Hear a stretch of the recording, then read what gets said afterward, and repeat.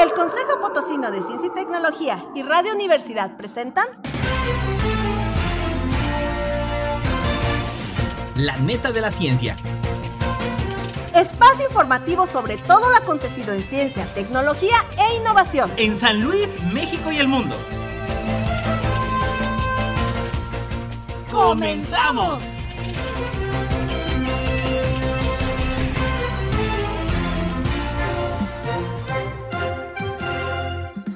¿Qué tal? ¿Cómo le va? Bienvenido a La Neta de la Ciencia, Jueves Santo. Pues bueno, felices vacaciones y también tiempos de reflexión para los que profesan la religión católica. Y bueno, pues ya lo sabe, bienvenido a una Neta de la Ciencia más. Siga nuestra transmisión a través de Twitter, Instagram y YouTube en @coposit. Y también nos encuentra en Facebook como Consejo Potosino de Ciencia y Tecnología. Saludos a todos los que nos escuchan a través del 88.5 de FM, 1190 de AM. Y ya lo sabe, todas las ediciones de La Neta de la Ciencia a través de Spotify. Vámonos con los titulares. Titulares.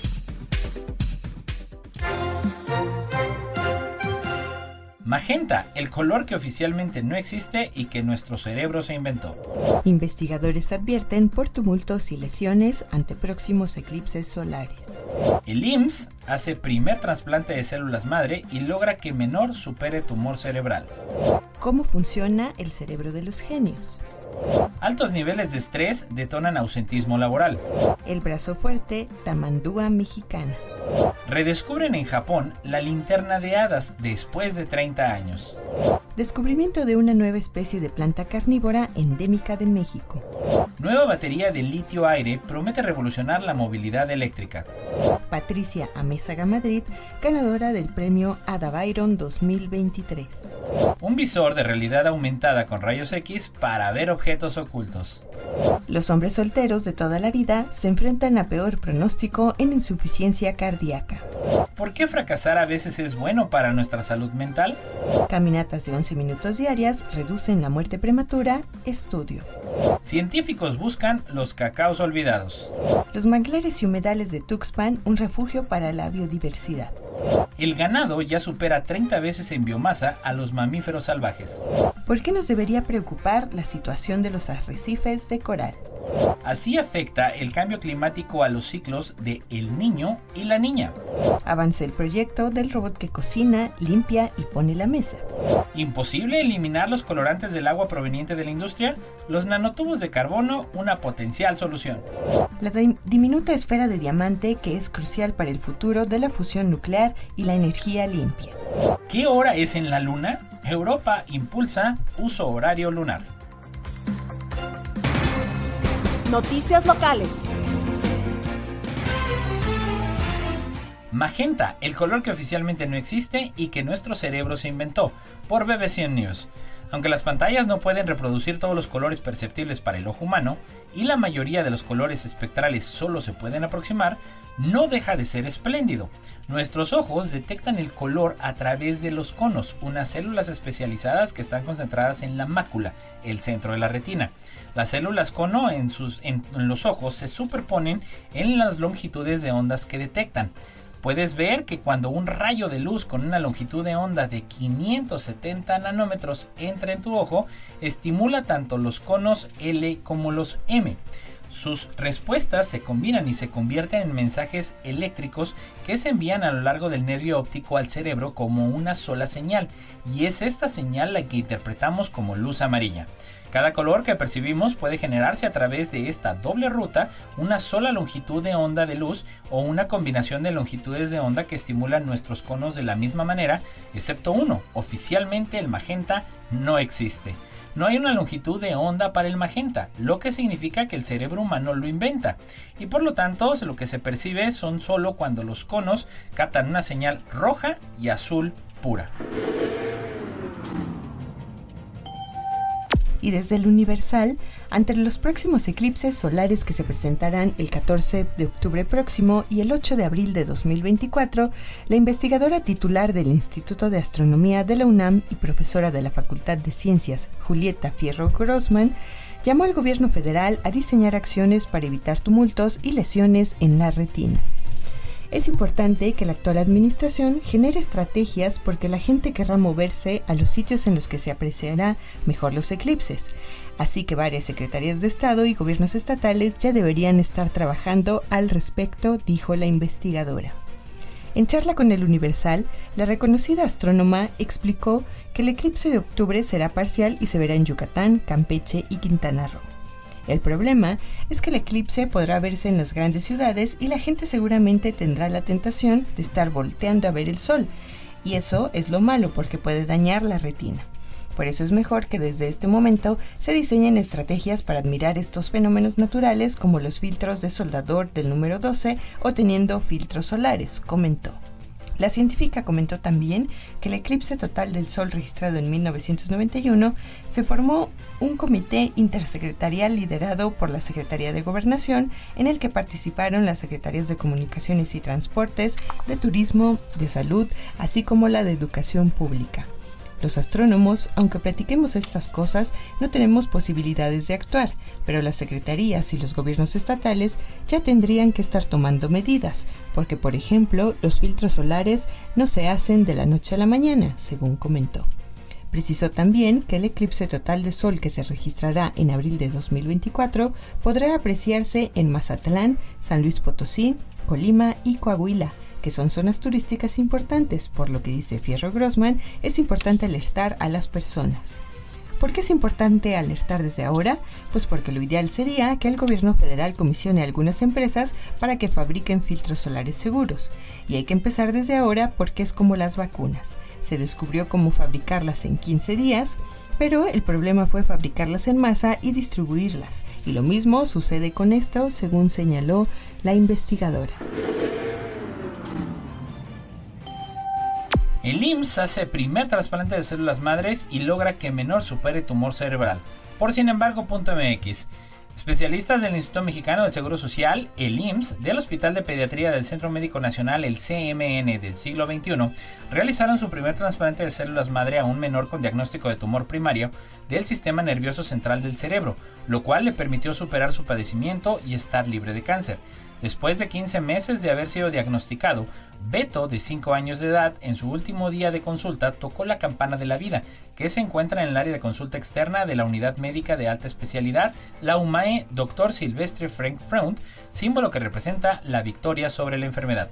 La doctora Mariana Ortiz Aspicueta, encargada de la Clínica de Tumores Cerebrales y de Hueso en el Hospital de Pediatría, señaló que gracias a que se realizó una cirugía de resección de tumor seguida de quimioterapia y la consolidación del trasplante de células hematopoyéticas, también conocidas como células madre sanguíneas, se consiguió restaurar la función de la médula ósea.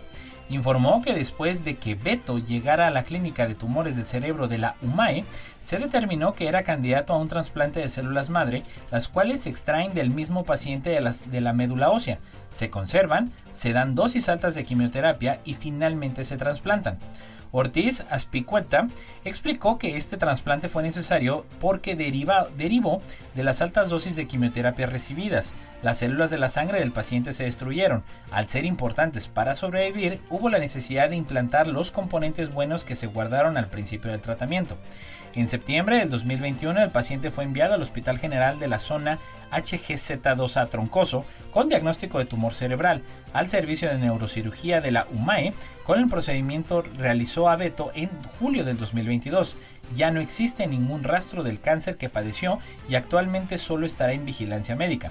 La doctora Mariana Ortiz expresó que ver a un pequeño con cáncer toca la campana de la vida es lo que todo oncólogo espera, porque significa que se culminó con el tratamiento. Por su parte, la señora Erika, mamá del menor, dijo estar feliz de ver a su hijo tocar la campana de la vida y agradeció a los especialistas de la UMAE por atender a pacientes con enfermedades graves. ¿Cómo funciona el cerebro de los genios?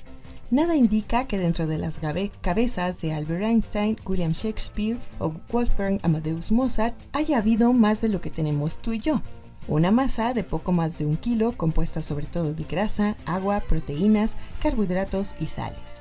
Saber qué sucede dentro de un genio ha fascinado a científicos y curiosos durante siglos y varias teorías sobre cómo funcionan sus cerebros se han esbozado sin llegar a conclusiones definitivas. Parte del problema es que estas investigaciones se encuentran con un obstáculo de fondo. Y es que ya es algo tarde para estudiar las mentes de genios famosos fallecidos hace siglos como Isaac Newton o Ludwig van Beethoven. Sin embargo, estudios en los últimos años han encontrado modus operandis comunes en las mentes de personas altamente creativas que nos podrían dar pistas acerca de, por ejemplo, lo que pasaba dentro del pequeño Amadeus cuando a los 8 años compuso su primera sinfonía. La curiosidad por comprender los cerebros de los genios alcanzó límites insospechados el 18 de abril de 1955. Ese día murió Albert Einstein. Su cuerpo fue cremado, pero el cerebro no. Thomas Harvey, el patólogo estadounidense que le realizó la autopsia, lo retiró y se lo llevó a casa. Quería analizarlo a fondo para descubrir la clave de la mente detrás de la teoría de la relatividad especial. Sus investigaciones nunca dieron con los frutos esperados, pero Harvey tomó fotos del cerebro. Lo cortó en más de 200 tajadas y las envió a varios neuropatólogos estadounidenses de la época. Y si bien los científicos encontraron algunas características únicas, estas no han hecho más que conducir a conclusiones inconsistentes. Dado que parece improbable que el cerebro de un genio luzca diferente al de una persona de inteligencia normal, los neurocientíficos se han centrado en investigar cómo se activan diferentes zonas cerebrales a la hora de generar ideas. Altos niveles de estrés detonan ausentismo laboral. Por el Universal. El desgaste profesional se presenta de manera cada vez más recurrente en los ambientes de trabajo modernos, aquellos en los que se privilegia la productividad y el rendimiento por encima de todas las cosas. En su más reciente informe mundial sobre salud mental, la Organización Mundial de la Salud destacó el papel de los centros de trabajo como espacios que pueden detonar graves padecimientos en la población, como estrés, ansiedad o burnout, pero también tienen el gran potencial de fungir como lugares seguros que previenen riesgos psicosociales. Por otro lado, datos de Workplace Burnout Survey de Deloitte refieren que al menos el 77% de los trabajadores han experimentado algún tipo de burnout en su trabajo actual. Con frecuencia se piensa en el exceso de trabajo y el exceso de productividad como un impulso de corto plazo. En la medida en que termina el periodo de alta demanda, se regresa a una suerte de calma y descanso, pero la realidad es que las consecuencias del burnout se manifiestan también en el largo plazo. Motivos para evitar el estrés en el trabajo. Ante esto, la firma plantea 3 razones por las cuales a una compañía le conviene no tener trabajadores en llamas. La número 1, pues menos ausencias. El burnout tiene manifestaciones físicas como enfermedades gastrointestinales, alergias severas, dolores de cabeza o migrañas, entre otras. Un reporte de The American Institute of Stress señala que cerca del 60% del ausentismo laboral es causado por altos niveles de estrés. Número 2. Equipos más creativos. Un estudio de la Universidad de Colorado, Estados Unidos, arrojó nueva información sobre el impacto de los altos niveles de estrés en términos de deterioro cognitivo y pérdida de habilidad. Número 3. El mejor talento disponible. De poco sirve tener al mejor equipo si no se cuida de él, pues esto puede llevar a que no desarrolle todo su potencial. Y en nuestra siguiente neta, el brazo fuerte Tamandua mexicana. Acompañado de un chaleco negro sobre su tupido pelaje amarillo pálido, ideal para aventurarse en los nidos de sus presas favoritas, el brazo fuerte o tamandúa norteño explora las selvas húmedas y secas del sur de México.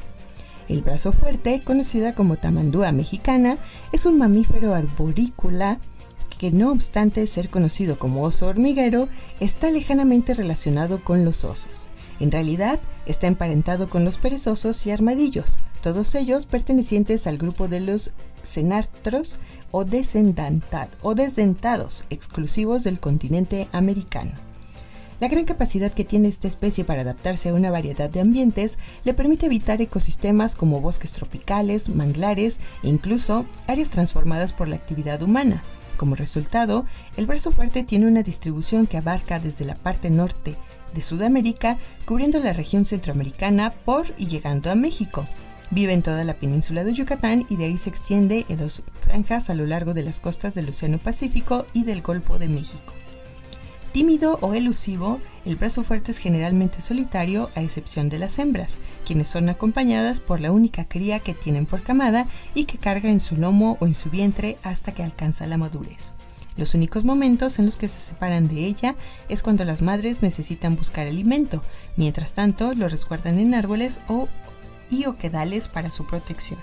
Como buena especie territorial, el brazo fuerte suele ser celoso de su espacio y para dejar claros los límites del área que llama hogar, marca su territorio con sustancias olorosas detectables a la distancia, las cuales produce con glándulas especializadas cerca de su aparato excretor. Dichos territorios pueden llegar a extenderse por decenas de hectáreas y en algunos casos coincidir con los terrenos de otros habitantes de la selva. Los encuentros con sus vecinos pueden ser frecuentes. Aunque de oso tenga muy poco, de hormiguero tiene mucho. Su nombre común, tamandúa, significa trampa de hormigas. En la lengua chupita, la cual es nativa de Brasil y es denominado así gracias a una serie de extraordinarias adaptaciones que le hacen honor a tal nombre. Redescubren en Japón la linterna de hadas después de 30 años. Por Europa Press. Investigadores de la Universidad de Koun han encontrado ejemplares de Tishmia cobensis, una planta de aspecto misterioso comúnmente conocida como linternas de hadas, dada extinta hace 30 años. Su redescubrimiento, sorpresa en Japón, ha sacado a la luz aspectos ocultos de estas plantas que han desconcertado y fascinado a los botánicos durante siglos. Las hojas verdes y la fotosíntesis se consideraban antaño características fundamentales de las plantas, pero algunas han abandonado este proceso y obtienen sus nutrientes de otros organismos. Una de ellas es el género Tishmia, conocido comúnmente como linternas de hadas, que se caracteriza por su aspecto inusual, su carácter esquivo y su falta de fotosíntesis.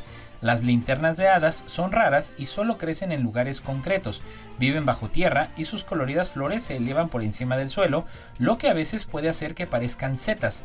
Se han encontrado unas 90 especies de Tishmia, pero muchas solo se conocen en el lugar de su descubrimiento original y es probable que algunas se hayan extinguido. Una de estas especies, la Tishmia cobensis, se descubrió originalmente en la ciudad de Kobe, Japón, en 1992. Desgraciadamente, un complejo industrial destruyó su hábitat y se dio por extinta. Después de más de 30 años, el profesor Kenji Sutsugu y sus colegas ahora informan en la revista Shikotaxa de su redescubrimiento en la ciudad de Sanda, situada a unos 30 kilómetros. Este inesperado hallazgo y las investigaciones posteriores han arrojado una nueva luz sobre este notable género y su historia evolutiva. Y desde Crónica, descubren una nueva especie de planta carnívora endémica de México. Y es que en México es posible encontrar diversas especies de plantas consideradas como carnívoras, también llamadas plantas insectívoras, destacando por su riqueza el género Pinguicula, del cual se distribuyen en nuestro país 52 especies, lo que representa prácticamente la mitad de las especies que existen en el mundo, y es de resaltar que la mayoría son endémicas, es decir, son única y orgullosamente mexicanas. Debido a la accidentada topografía, diversidad de climas y ecosistemas que se encuentran en México, muchas especies han encontrado las condiciones propicias para su evolución y diversificación. Tal es el caso de las pingüículas, por lo que es tarea de los biólogos, principalmente de aquellos especialistas en botánica, el estudiar, investigar y descubrir las diferentes especies de plantas, actividad que involucra múltiples habilidades y gran conocimiento. Debido a la poca información que se tenía de esta zona, a la topografía accidentada y a los fuertes contrastes altitudinales de la sierra, nadie había podido localizar de nuevo la población de la pingüícula SP Sierra Obscura, permaneciendo oculta a los ojos de los científicos por más de 50 años y mencionada solamente como una anécdota, incluso convirtiéndose en todo un enigma. Al estudiar los ejemplares colectados y compararlos con especies semejantes, se puede concluir que efectivamente se trataba de una especie nueva para la ciencia, a la cual se decidió nombrar Pingüícula guarigía, en honor al pueblo originario que habita en esta zona y al invaluable guía Arnulfo, perteneciente a este grupo étnico. Nueva batería de litio-aire promete revolucionar la movilidad eléctrica. Por Europa Press. Una nueva batería de litio-aire desarrollada en Estados Unidos puede hacer realidad recorrer más de 1000 kilómetros con una sola carga y alimentar algún día aviones domésticos y camiones de largo recorrido. El principal componente de esta batería litio-aire es un electrolito sólido en lugar del líquido habitual. Las baterías con electrolitos sólidos no están sujetas al problema de seguridad de los electrolitos líquidos utilizados en las baterías de iones de litio y otros tipos de batería que pueden recalentarse o incendiarse. Y lo que es más importante, la química de la batería del equipo con el electrolito sólido puede aumentar la densidad energética hasta 4 veces por encima de las baterías de iones de litio, lo que se traduce en una mayor autonomía. En los diseños anteriores del litio-aire, el litio era un ánodo de metal de litio que se mueve a través de un electrolito líquido para combinarse con el oxígeno durante la descarga, produciendo peróxido de litio o superóxido en el cátodo. El peróxido o superóxido de litio se descompone en sus componentes de litio y oxígeno durante la carga. Esta secuencia química almacena y libera energía a demanda. El nuevo electrolito sólido del equipo está compuesto por un material polimérico cerámico fabricado con elementos relativamente baratos en forma de nanopartículas. Este nuevo sólido permite reacciones químicas que producen óxido de litio al descargarse. Y la siguiente neta tiene que ver con una mujer destacada en el campo científico. Patricia Amézaga Madrid fue seleccionada como ganadora de la tercera edición del premio Ada Byron a la Mujer Tecnológica Capítulo México, otorgado por el Sistema Universitario Jesuita de México y la Universidad de Deusto en España. La científica del Centro de Investigación en Materiales Avanzados, CIMAP, un centro público de investigación de la red de centros CONACYT, ha desarrollado su producción en el ámbito de la nanotecnología y las nanociencias, enfocado en la generación y el desarrollo de nuevos materiales nanoestructurados con aplicaciones tecnológicas en los campos de la remediación ambiental y el tratamiento de agua, así como en los materiales reforzantes de estructuras metálicas. Entre sus proyectos de investigación, destaca haber logrado sintetizar un nanomaterial compuesto para la remoción de contaminantes como metales pesados, arsénicos y flúor. Su nanomaterial presentó excelentes propiedades de absorción debido a su área superficial, por lo que puede tener varias aplicaciones, por ejemplo, mecánicas, fotocatalíticas y cerámicas, por citar algunas. Por esta investigación, obtuvo en 2018 el Premio Chihuahua otorgado por el Gobierno del Estado. En el Centro de Investigación en Materiales Avanzados, la doctora Amézaga Madrid ha desarrollado una línea de investigación en la cual se han generado y estudiado nanomateriales puros y compuestos en forma de nanopartículas esféricas capaces de remover con alta eficiencia tóxicos causantes de enfermedades. El trabajo de investigación está centrado en la síntesis, la generación y el estudio de un material nanoestructurado que específicamente puede ser utilizado en este caso para la remoción de metales pesados, de arsénico y además flúor de manera simultánea y en corto tiempo. Todo esto del agua que puede ser usada para consumo humano. La investigadora, nacida en Ciudad de México, radica en Chihuahua. Estudió la licenciatura en químico bacteriólogo parasitólogo y la maestría en Ciencia y Tecnología de Alimentos en la Facultad de Ciencias Químicas de la Universidad Autónoma de Chihuahua. Es doctora en Ciencia y Tecnología Ambiental por el Centro de Investigación en Materiales Avanzados y actualmente es técnica académica titular en este mismo centro y forma parte del Sistema Nacional de Investigadores como nivel 2.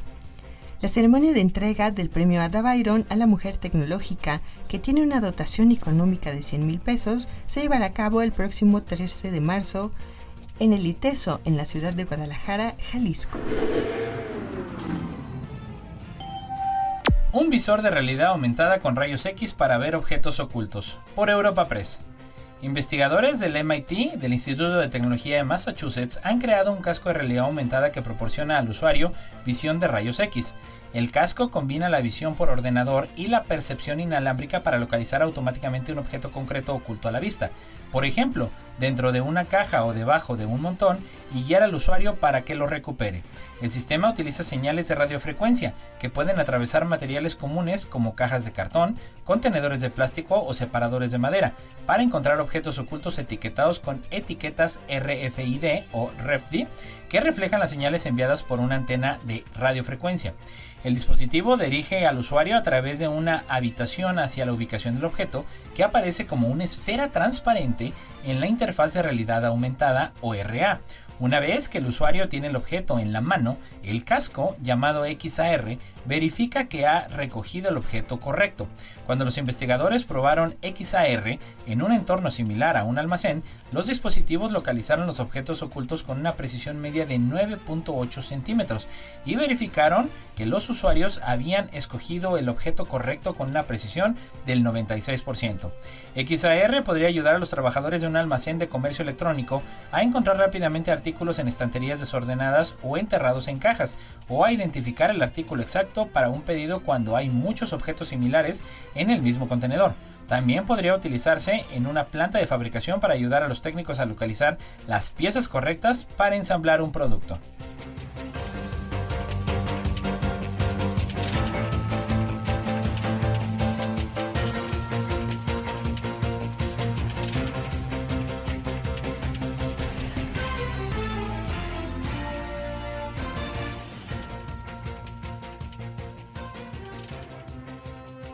No importa en qué parte del mundo estés, recuerda sintonizarnos en la web radioytelevisión.uaslp.mx.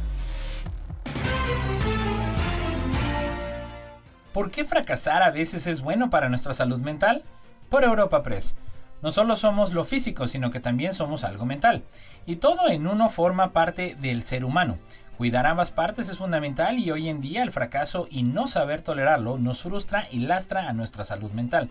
Según sostiene este estudio, a los jóvenes de hoy en día se les protege dándoles todo, pero lo que ocurre es que de esta manera insiste en que la idea de que no se les educa, la frustración permite que el joven o la joven sea luego capaz de enfrentarse a la vida.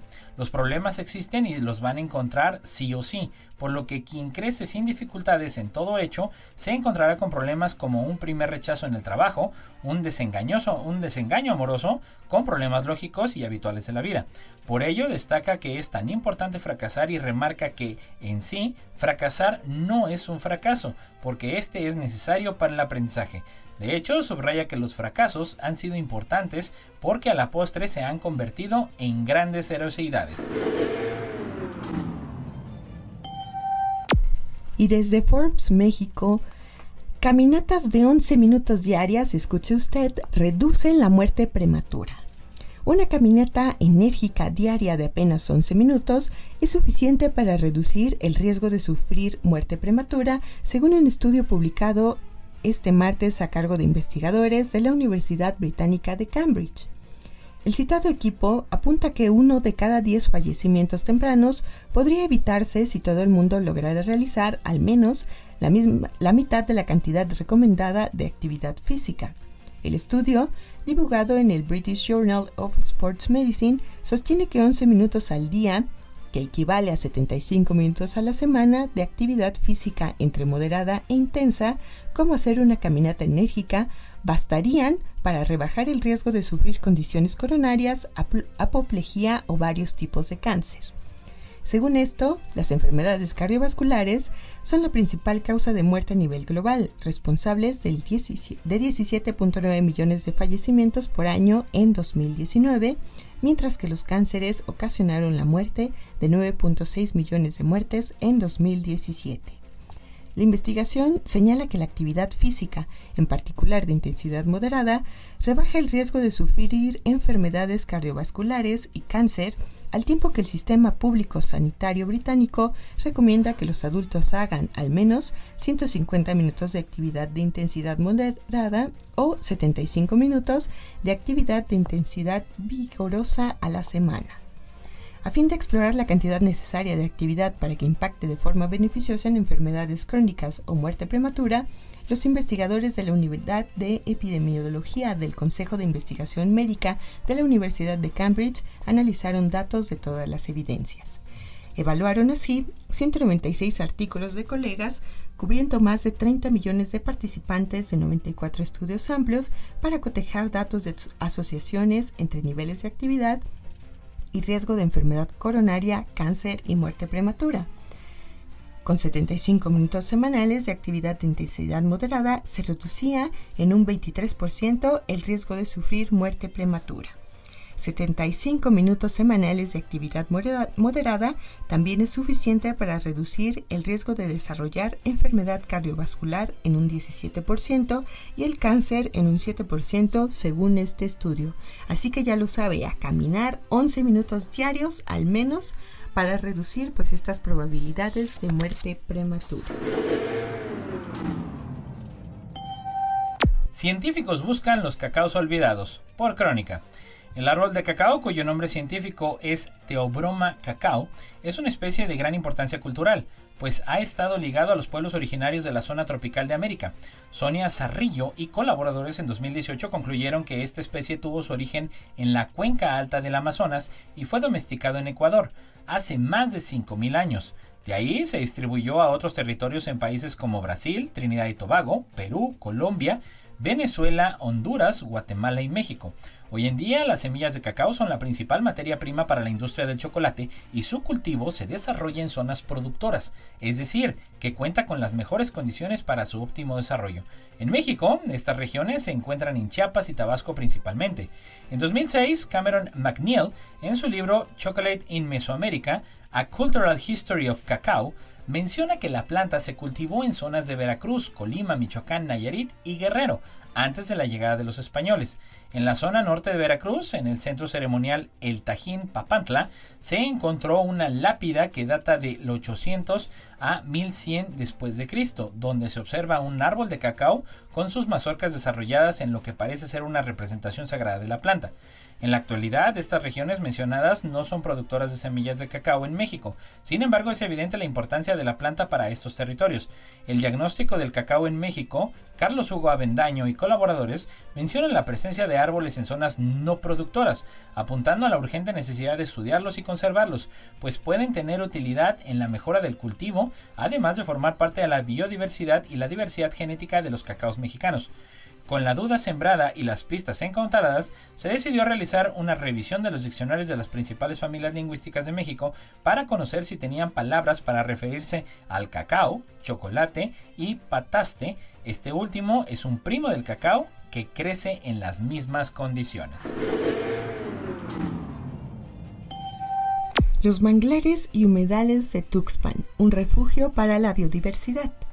En la 14ª Conferencia de las Partes del Convenio de las Naciones Unidas sobre la Diversidad Biológica, celebrada en 2018, se propuso el término OMEC, otras medidas estratégicas de conservación, para abarcar las zonas fuera de las áreas naturales protegidas y aportar así a la conservación local de la biodiversidad.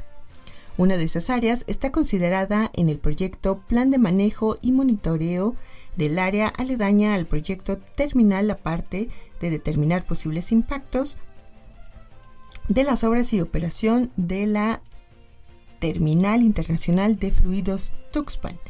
En este proyecto, el INECOL estudia en detalle la diversidad de flora y fauna de un manglar y su humedad en 3 hectáreas que forman parte del sitio Ramsar, 1.602 manglares y humedades de Tuxpan, 10 hectáreas de manglar de mangle blanco, mangle negro y pocos individuos de mangle rojo, además de 3 hectáreas de humedales denominados por Tipa domingensis, Eleocaris mutata y formados por 26 especies vegetales, 2 protegidas por la ley y 2 exóticas. Como indicadores de la biodiversidad en insectos, trabajamos con 2 órdenes taxonómicos, escarabajos y mariposas.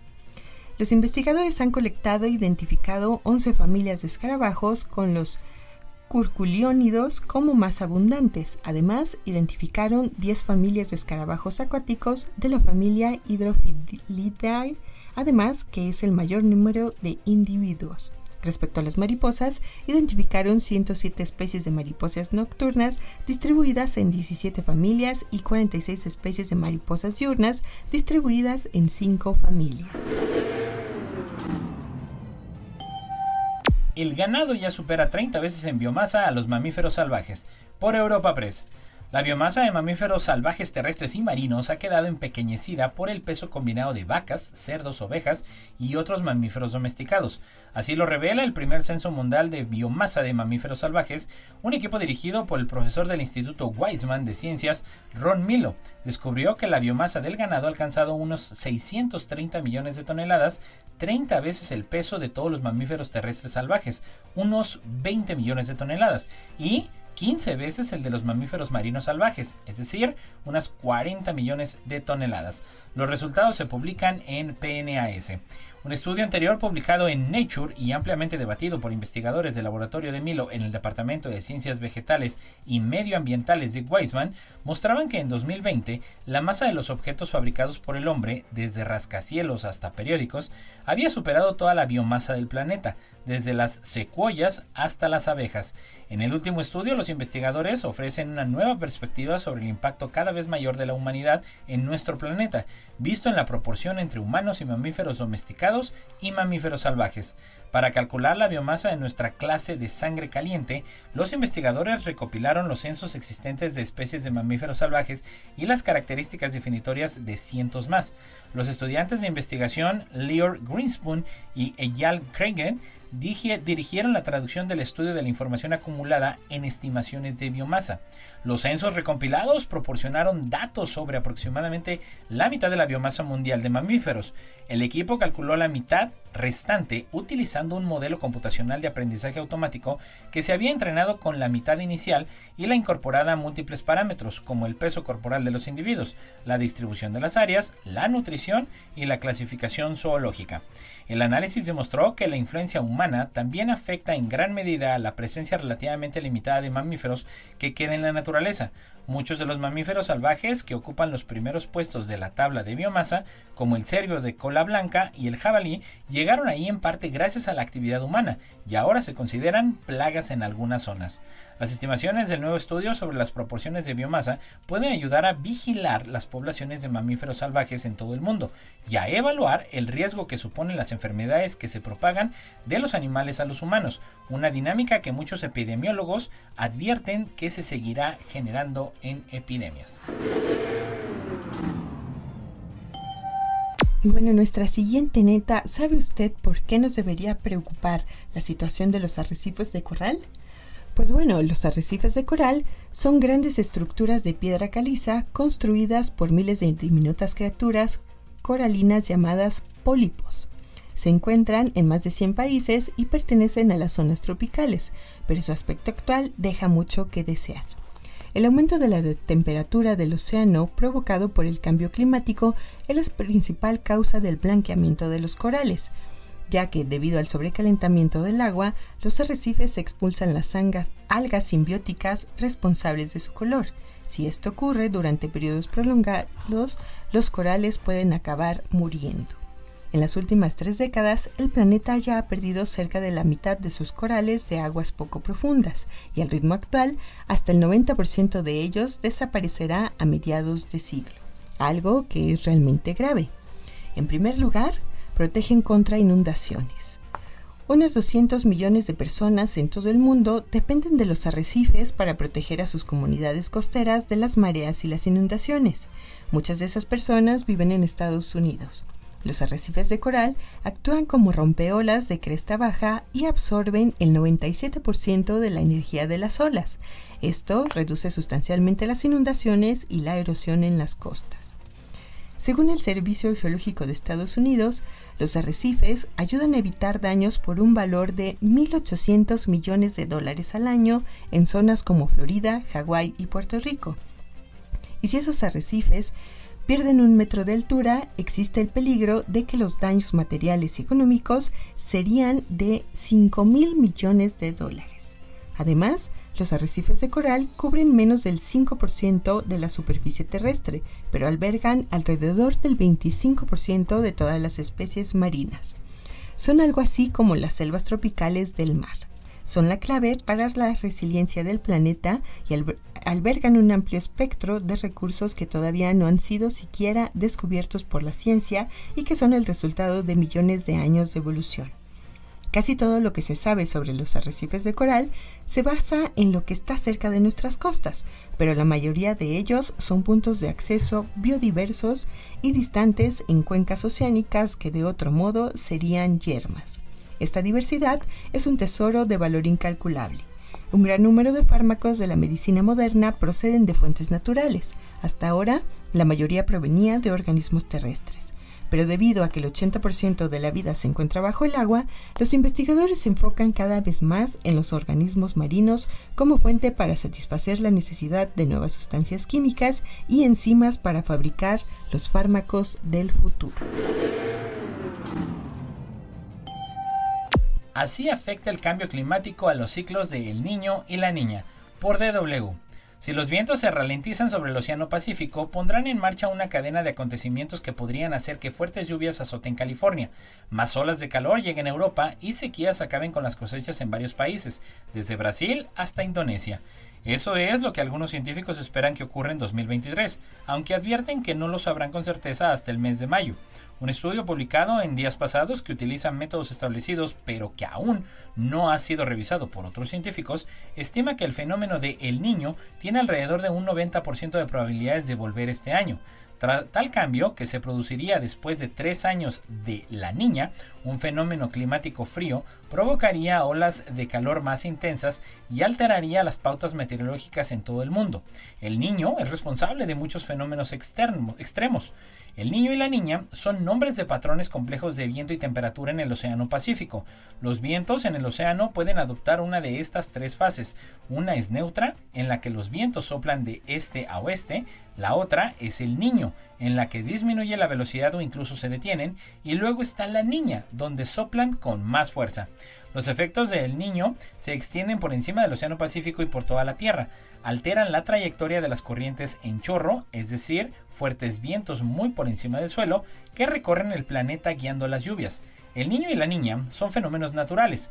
Los científicos no entienden aún por completo qué los provoca, pero por los arrecifes de coral y los anillos de los árboles saben que siempre han variado. Hay indicios de que se han acentuado los episodios del Niño más intensos registrados y que han tenido lugar en las últimas décadas, pero no está claro si se trata de una mera casualidad. Debido a que el aire más caliente puede absorber más humedad, cuando llega el fenómeno del Niño, eso significa que caerá más lluvia a nivel local, explicó Ludescher. El aire puede contener un 7% más de vapor del agua por cada 0.1 grados Celsius que se calienta el planeta. Al quemar combustibles fósiles y destruir bosques, la humanidad ha calentado el planeta 1.2 grados Celsius desde la Revolución Industrial. Y en la siguiente neta avanza el proyecto del robot que cocina, limpia y pone la mesa. La tecnología ha avanzado tanto que ya el prototipo de un robot capaz de cocinar, limpiar y hasta poner la mesa se encuentra muy avanzado. Si bien aún no funciona de manera autónoma, los investigadores confían en que pronto pueda hacerlo. Por el momento, se necesita de un operador para controlar los movimientos, aunque se trata de un gran avance. El hecho de que el robot cuente con la habilidad suficiente para manipular de forma remota los objetos es lo que más expectativas ha generado en la comunidad científica. Para hacerlo, se requieren de varios sensores y una serie de mecanismos que lo vuelven capaz de obedecer ciertas órdenes. De esta manera, un escenario que hasta el momento solo era posible en las películas cobra cada vez más fuerza. El robot fue creado por Sanctuary AI, una empresa canadiense obsesionada con el tema. La compañía ha dedicado todos sus esfuerzos no solo para perfeccionar la capacidad del prototipo de ejecutar tareas, sino también en que adquiera habilidades del tipo humanoide. Inicialmente, estos equipos contaban con una habilidad reducida y en la actualidad ya son capaces de hasta dar volteretas. Desde la empresa aseguran que el robot de propósito general en el que trabajan es capaz de combinar inteligencia artificial con un avanzado hardware. Además, explicaron que aún le falta algo de velocidad y precisión, pero que no descartan conseguirlo próximamente. Incluso, a la fecha trabajan a contrarreloj para poner en marcha lo más pronto posible la plataforma cognitiva que buscan integrar al equipo. Imitará los subsistemas que se encuentran en el cerebro humano, como la memoria, la vista, el oído y el tacto. Cuando este software se aplique a un sistema de propósito general, existirán oportunidades para asumir casi cualquier tarea humana, resolver problemas profundos de seguridad o escasez de mano de obra. Es solo la punta del iceberg, apuntaron desde la compañía. Imposible eliminar los colorantes de agua proveniente de la industria, los nanotubos de carbono, una potencial solución, por Crónica. El agua es un recurso crítico y muy importante para la supervivencia de la humanidad y para la producción agrícola industrial. Por ello, el tratamiento de aguas residuales se ha convertido en todo un desafío, particularmente de las provenientes de la industria textil, que genera corrientes contaminadas por colorantes comerciales, que en su mayoría son estructuras químicas aromáticas complejas, recalcitrantes y resistentes a la degradación, incluso cuando se exponen a procesos de tratamientos convencionales y avanzados.